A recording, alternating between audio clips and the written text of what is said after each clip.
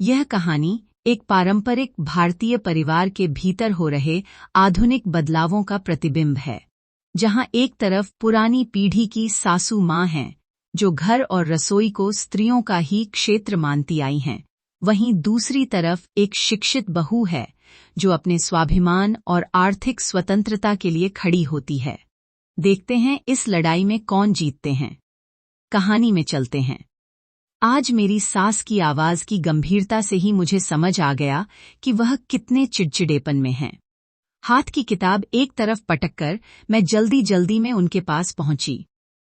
Dining hall की कुर्सी पर बैठी मेरी सास ने मेज पर टिकाया हुआ अपना हाथ सामने रसोई के दरवाजे की ओर घुमाते हुए पूछा, क्या है वह? मैंने कहा, क्या आपका चश्मा नहीं मिल रहा? कहीं रखा हो तो ढूंढकर ला दूं। उन्होंने तीखे स्वर में जवाब दिया, चश्मा सिर्फ पढ़ने के लिए चाहिए, बाकी सब मुझे साफ दिखाई देता है। मैं जो पूछ रही हूं उसका जवाब दो। उनके स्वर की धार और बढ़ गई थी। रसोई में खड़े मेरे पतिदेव किसी पुराने जमाने के युद्धक्षेत्र में ढाल तलवार पकड़े वीर सैनिक की तरह, एक हाथ में चाकू और दूसरे में लौकी थामे एक छोटा सा युद्ध कर रहे थे। उन्हें देखते ही मेरी हंसी छूट गई। मैंने सास को समझाया, मैंने ही उन्हें खाना बनाना सीखने को कहा है। आज वह सब्जियां काटने का अभ्यास कर रहे हैं। सास ने लंबा स्वर खींचते हुए कहा, सब्जियां काटने का कर्म फूटा है क्या इसका? मैंने जवाब दिया, सब्जियां काटना कोई कर्म नहीं, बल्कि एक क्रिया है, और इस क्रिया के पीछे की कर्ता आप ही हैं, यह भी मैं जानती हूं।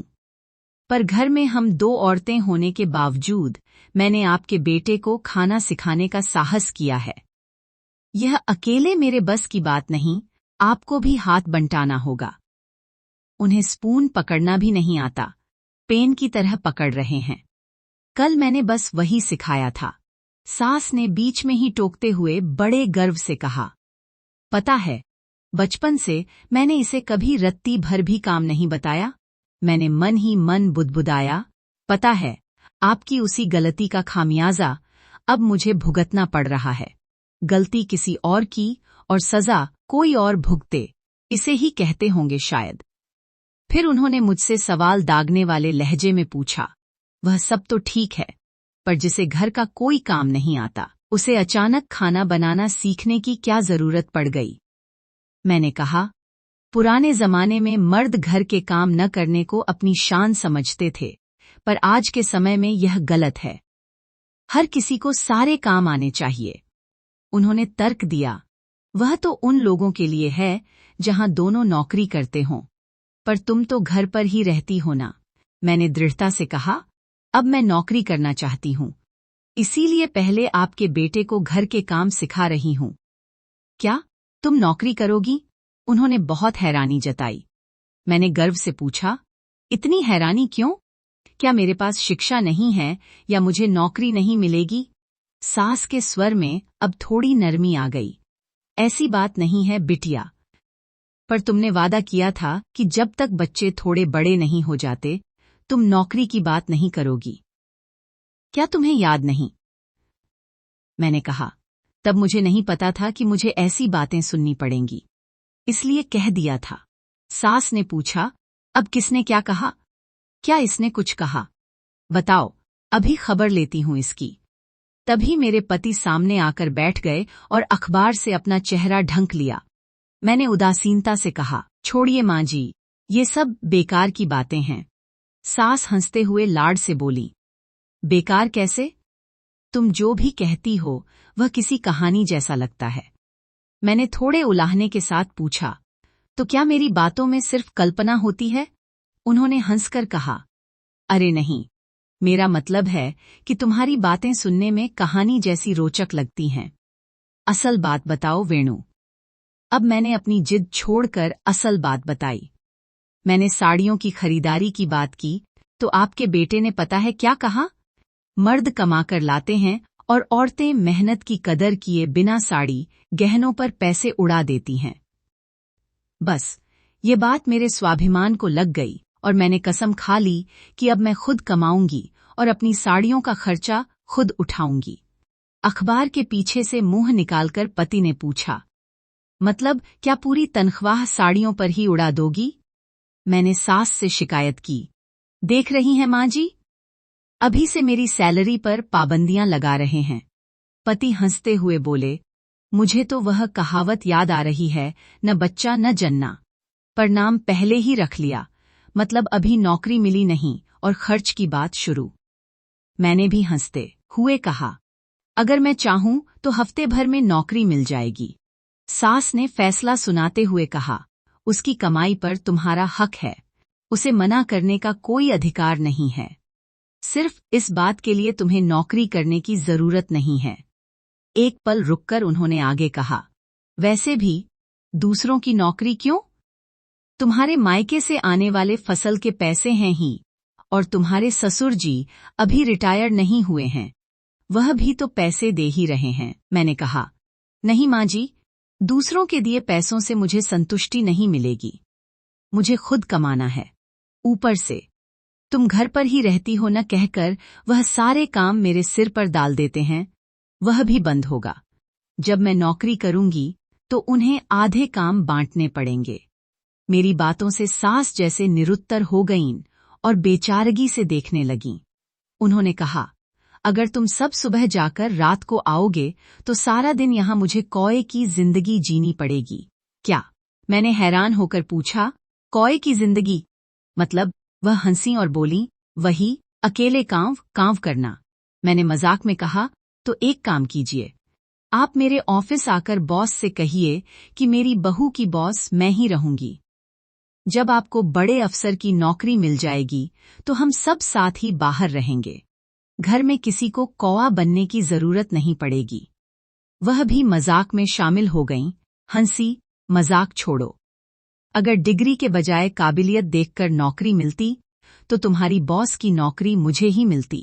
खैर, क्या मैं तुम्हें घर बैठे कमाने का रास्ता बताऊं? मैंने डरते हुए पूछा, क्या सिलाई मशीन चलानी होगी? वह मुझसे नहीं होगा। उन्होंने कहा, दर्जी का काम नहीं बल्कि शान वाला काम। कहानियां लिखो। मैं चौंक गई। कहानियां? मैं? उन्होंने सहजता से कहा, इतना क्यों चौंक रही हो? जब तुम यहाँ नई आई थी, क्या तुम्हें कोई सब्जी बनानी आती थी? मैंने ही सिखाया ना। अब तुम सब अच्छा बना लेती हो। कहानी लिखना भी वैसा ही है। मुझे समझ नहीं आया कि यह उनकी बुद्धिमत्ता है या भोलापन।